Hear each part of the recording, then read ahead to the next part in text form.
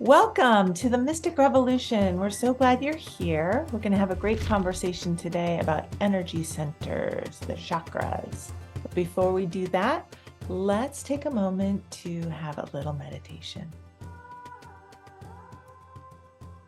So we invite you to close your eyes and just let yourself settle into yourself. Take a nice deep breath in and exhale out. And see if you can allow yourself to feel the weight of your body on your chair, or if you're lying down in the space that's holding you. Take a moment to tune into the earth below you, the earth that holds you. And see if you can allow yourself to connect with earth energy. Ground yourself.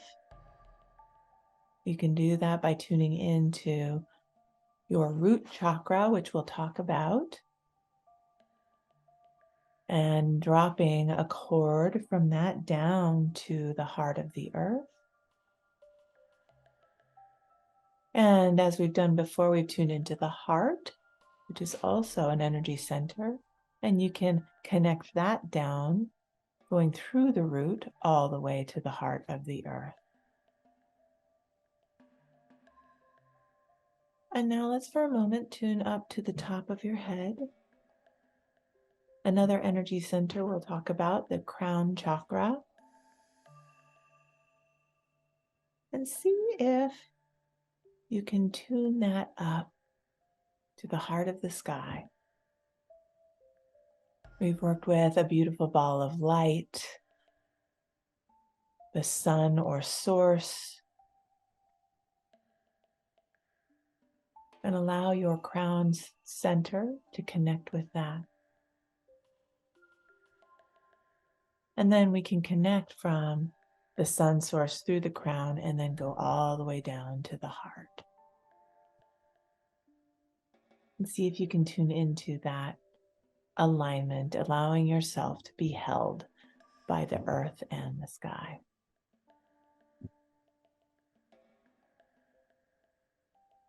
Go ahead and take a nice deep breath in and exhale out. And as you feel ready, you can open your eyes. But Wendy and I are going to start our conversation this week about energy centers. Hooray. Yeah. It's great. So I'm going to use the word chakra, which is a Sanskrit word that means wheel. And the ancient Hindus, some of them at least, saw the chakras as wheels within wheels. And so that's a word we use. But I just want to say something that is relevant every single time we share, which is that there's so many perspectives. There's whole traditions that don't recognize chakras and whole traditions that do. And different people perceive things differently. So yes. I think it's just so important to, like, if this is something that resonates, great. And if it doesn't, just like, oh, it's in for cool information. Maybe someday it'll come in handy. But like, if someone's not recognizing chakras or experiencing them in a way, there's nothing wrong. And also that there's a ton of information out there. Like the little bit that I've looked, it's like there's so much information and doesn't all agree. It very much doesn't all agree. So as usual with our, with mystic stuff, there is no is from my perspective. There's just our perceptions and things that work for us. So what do you have to say about that, Susana? Well, I agree with you. And I think for me, I love working with chakras because I've really used them as a roadmap to get to know my body and my physical body, my energy body, my emotional body, my spiritual body, and we'll get more into that later. But as someone who was really disconnected from all of that for a really long time, when I started learning about this, it really helped me on my path of healing, recovery, and integration. Yeah. You know, I found when I started learning about chakras and tuning in and noticing what I noticed, that I looked back and was like, I had experience that was chakra experience before I had any idea about it. Did you have that experience, Susana? Oh yeah, absolutely. And we'll talk more about the specific chakras in a little bit, but I mean, certainly having a lot of energy, like right in my core. I didn't know what that was about. Having anxiety living sort of right in my core. And that was definitely an experience of other people's energy, other people's stuff, my own perceptions of stuff, basically minimizing my own energy in those areas. So that's like one example. When you say core, do you mean like your lower belly? Where do you mean your core?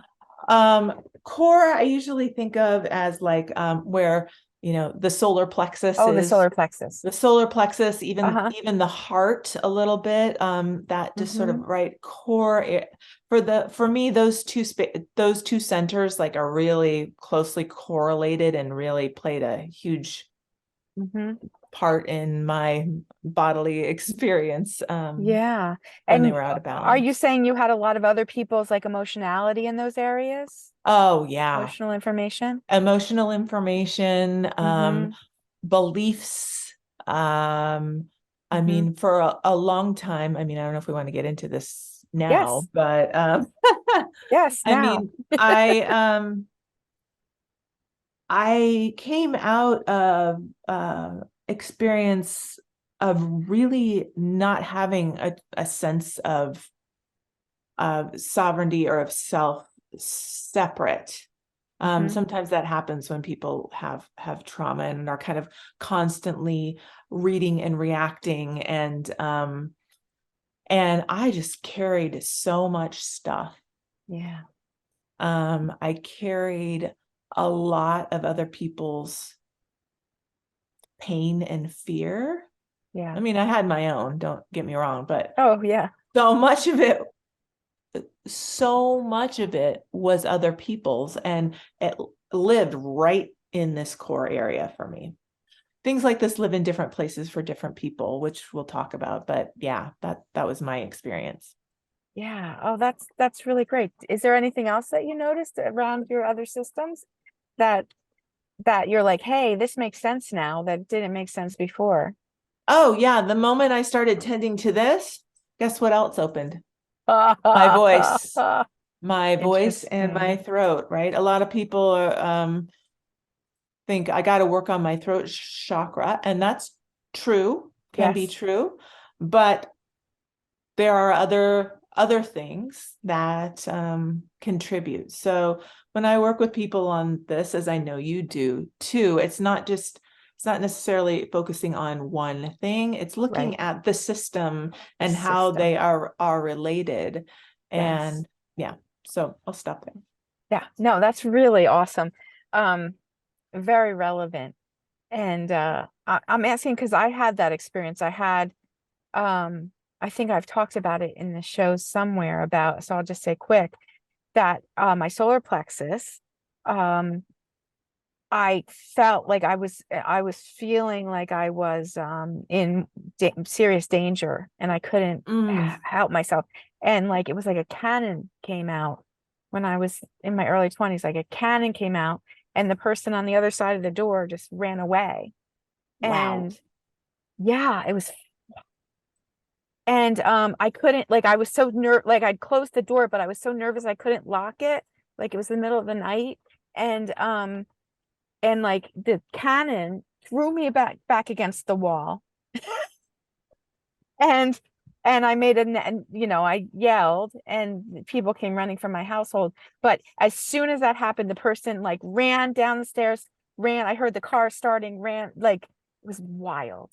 Wow. So, and that, like, I had nowhere to put that, until I got trained and I started tuning in to the chakra, which is, it makes all kinds of sense, Yeah. what happened. And so that was the most huge thing for me. And also I noticed, like, now down at the tip of the tail, I'd like have buzzing of fear, just Yeah. buzzing of fear. Yeah. I'd have, my crown, like, I just, for years before I trained, if I'd hit my top of my head in any way, I'd just completely like lose it. I'd lose it. Wow. So I had a whole lot of stuff, so that when I started to tune into the chakras, I was like, oh, how fascinating is this? So anyway, Yeah. I'm talking about this first, first, like, I wanted to talk about, like, there is no is, right? Whatever experience we're having is valid. And here's a paradigm that helps us understand our own systems and other people's, that might be useful. And then, hey, maybe we're already having these, these experiences. So let's pay Yes. attention. Yeah. Well, in relation to that, I want to jump back. I mean, you're talking about the wheel, and we have different pictures of things for sure, but Yeah. I like the wheel because it is continuous. It's continuous, it's moving. And the way I think about these energy centers is flow, and how they keep things flowing. And, Yes. when people say, well, my throat chakra is blocked, or my whatever is blocked, I need this balanced. It's thinking about how the whole system is working together, right? Yes. And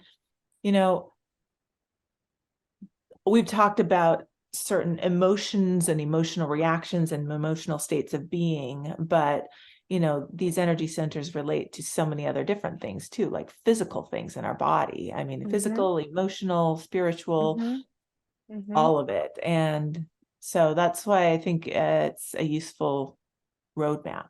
Yes. Yes. And that's another thing. Speaking of emotional, when my dog died, who was like really the most profound death that I've experienced, even though, because we were just so close on every level for so long. When she died, I thought I was having a heart attack, Mm, like, but it wasn't at all. It was, my heart chakra was gone crazy. But yeah. I thought, I was just like, I don't know how I'm still living, because it feels like I'm getting squozen into death here. And Yeah. right, it's like, it's so validating of the love and the loss. Yeah. Um, so anyway, these are things that people can relate to, I think, Yeah. that makes some sense. So anyway, what I tend to do, because everyone has their own experience, I tend to do a little, like, keep it simple, sweetie, when I'm talking about chakras. Yeah. And I give some pictures and some ideas, like a place to start, just like with a whole lot of other stuff that we've talked about. And then I really encourage people to go in. And I'm encouraging everybody who's listening to us to go in. What is your experience? Because what Susana says, what I say, is just our experience. And it's a very informed experience, for ourselves, and working with thousands of people at this point. But really, but still, there's, what is your experience and how does it feel? And that's where I have trouble. The people who have done a lot of reading, a lot of interneting, a lot of, like, well, this is what it's supposed to be like, this is how it behaves, this, finding out so much can be a detriment, because it blocks the actual, like, what is my experience? And that has to be put aside, all this information, to be just like, well, when I tune into my heart chakra or my throat chakra or whatever, what do I notice? So Yeah. I just feel like that's really important. Yeah. I mean, and this has sort of been our mantra from the Yes. beginning, right? Of tuning in to you and noticing. And, you know, you can see just in sort of the internet research, right? You go in and you consistently see a map that shows the different energy centers in very specific colors. And I think that that can be helpful to start tuning in.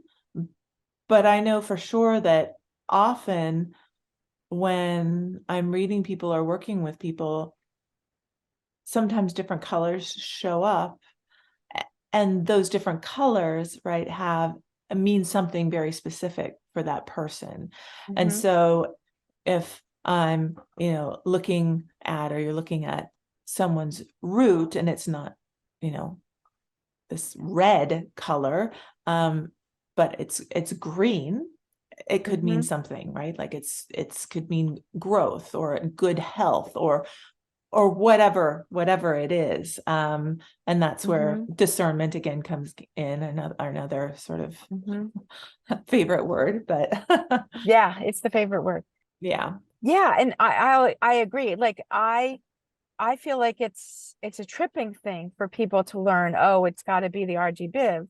It's like it's got to start at red and end it. And it's just like, what my read of that is over time is that ultimately, like when we are fully come to fruition in a certain chakra, which is almost everyone in the world is not there and won't be anytime soon, then it might manifest that way, and it'll manifest up the way. But my read is that all the time we are in a certain place, in a certain color or vibration. And what are the colors and vibrations that help us to get to the next stage? Those are things that are usually not red, in a particular place, or purple or green or whatever. We can, and then also how we perceive those colors is different. I might perceive the ring of a certain bell to be yellow, and you might perceive it to be orange. And it's just important to validate that.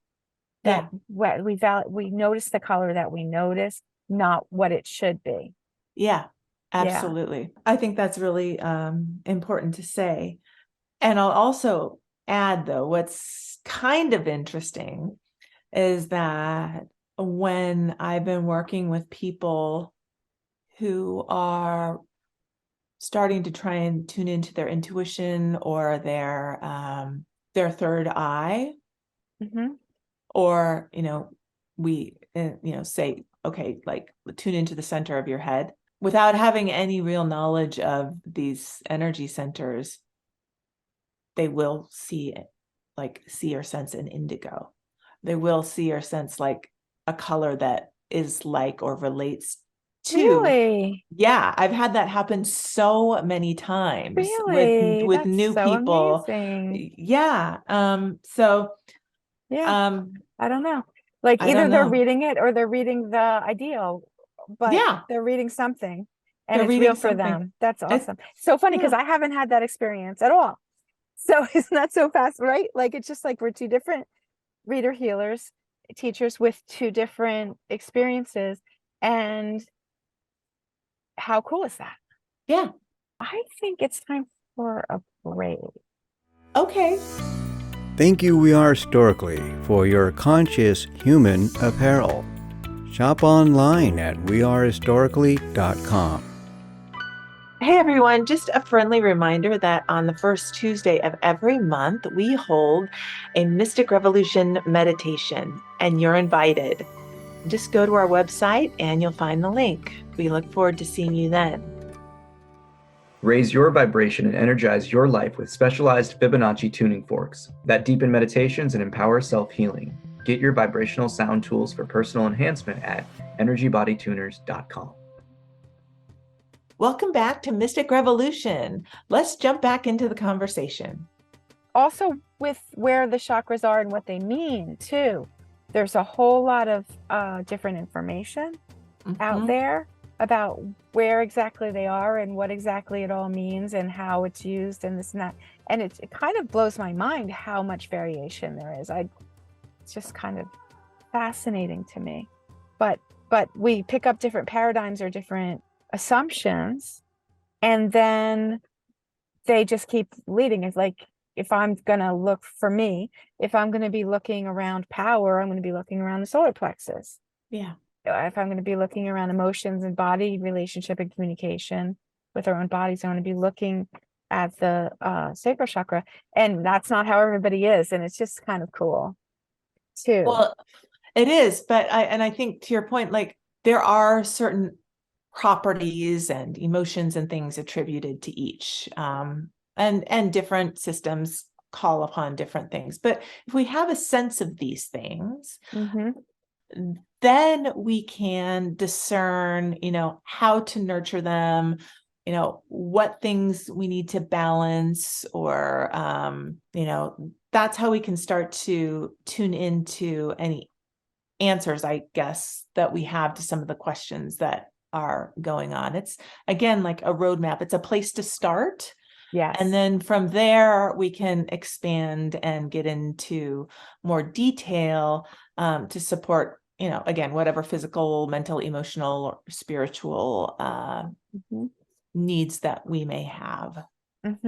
Yeah. It's kind, what it reminds me of in the physical world is there's been in somewhat recent times, there's been a lot of brain research. They can really track what's going on in people's brains. And there are definitely patterns that are the usual. And then there's people who are outliers, particularly if someone can't see very well, or can't see that part of the brain is taken up somewhere else, if they can't. So, and if we have some kind of injury, then whatever's injured, some of that is taken up with someone else. Like there's a malleability. So there's patterns and a huge malleability. And we're humans with energy systems that are highly intelligent, highly, just incredibly constantly learning, and multidimensional. So it's not just this world as we know it. And that's being pulled to be an extraordinary experience in each of these chakras, and then how they work together and overlap. So it's a dance, really. Yeah. It's a dance. It's a sophisticated system. I mean, some people even talk about, all of this as technology, right? It's our technology. And to your point about it being multidimensional, I mean, and so we're informed not just from Earth, but all over the universe. Yes. And what a different picture that brings than just like my little world that I can see and hear right this second. It's really exciting. Well, one of the things that just reminded me of is that the Earth has chakra centers too, or at least has been assigned them, which I think is fascinating. And some of the places that you might think, right, our energy centers are certainly a part of that, also has these things. And so we talk a lot about connecting with the Earth. So when I'm reading, I'm tuning into the chakras like in the body. I'm looking at the solar plexus in the body to tune into a chakra a lot of times. But really, it's multidimensional, but it's also way bigger than just this little part. It's way bigger, and it's out throughout my aura. And the symbology can be sometimes really limiting. So always have to remember not to be limited by it. Like it's like a tunnel, so I can let energy flow through, right? Or it's like it moves wheel and wheel, and it processes stuff that goes through that are relative to that chakra. It processes out the information and gets all the learning from it, and gets the detritus can move out. So I think of that in terms of like a pinwheel or a garbage disposal or a, right? Like that's just pictures, but it's so much more complex than that. But it helps me in my little brain, and then into language, make some sense of it. Yeah. Are there other ways you see? I see a tunnel. I see like a turning that processes. I see, my teacher used to talk a lot about like it opens like the iris of the eye, so it's bigger in front. All these forward facing chakras, crown up, but these body chakras, the rest of them facing forward. I tend to ground them out the back. Like, do you use any other kinds of pictures to help people tune in? Sometimes I just start with balls of light. Balls of light, yes. Like envisioning, imagining, tuning into the idea of, right, especially for people who are just kind of starting, Right. just a ball of light in your heart or a ball of light in, right, your belly. I think, I'm not going to say it's easy, but that seems to be a way that people can kind of drop in Right. more quickly. And then Without being without it complicated. getting complicated. Yeah. And then I think what you said about remembering the front and the back. So often, right, we focus on the front. Well, I'm tuning into my heart space. Okay, but what if you tune into your heart space from the back? Yeah. That's a different experience. It's much more is. expansive. And we don't normally do that. When we say drop into your heart, it's more like right here. But when we think about the tube or the tunnel or the spinning cones on each side, or it gives us a bigger picture, more information, more ways to tend to it. To your point, grounding out the back. I don't know that that's something that everyone does. You can do that from each chakra. I tend to. Yeah. I tend to, yeah.